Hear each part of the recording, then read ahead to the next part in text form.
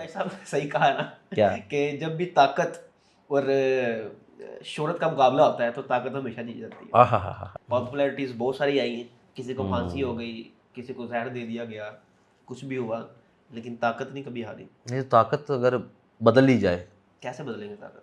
ताकत दीवाने का ख्वाब है। जिन्होंने बदलनी है ताकत, वो खुद जाके ताकत की गोद में बैठे हुए। समझ लें कि एक माँ है, उसके 2 बच्चे हैं जो जुड़वा हैं।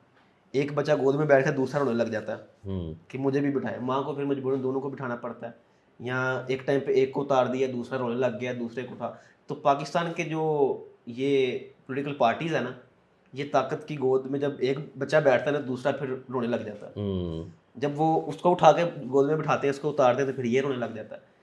तो मसला पता कब हल होना है? जब ये सब इसकी गोद छोड़ देगी। एक चीज़ तय कर लें इकट्ठे बैठ के पाकिस्तान के सारे पॉलिटिशियंस, हमने इनसे इस्तेमाल नहीं होना, फिर ये काम हो सकता है, लेकिन ये पॉसिबल नहीं है। मसला ये है कि जो अभी गोद में बैठा ना, जो वो गोद कहता से है कि मैंने नहीं उठना, मैं लाडला हूँ ना, मैं लाडला हूँ। पहले पिछले को लगता था वो वो लाडला, लाडला है, सही है। लेकिन लाडला कोई भी नहीं था।